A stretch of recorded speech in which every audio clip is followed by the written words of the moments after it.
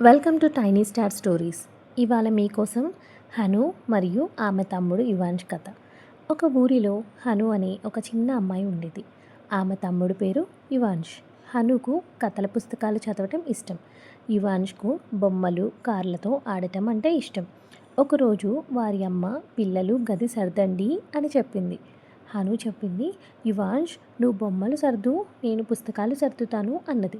యువాన్ష్ నవ్వుతూ సరే అక్క అన్నాడు. కొద్దిసేపటిలో గది చక్కగా అయింది.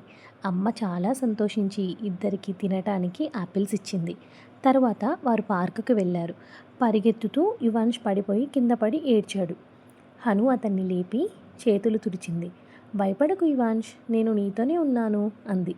యువాన్ష్ అక్కను కౌగిలించుకొని నవ్వాడు. ఇద్దరు చేతులు పట్టుకొని ఆనందంగా ఇంటికి వెళ్ళారు.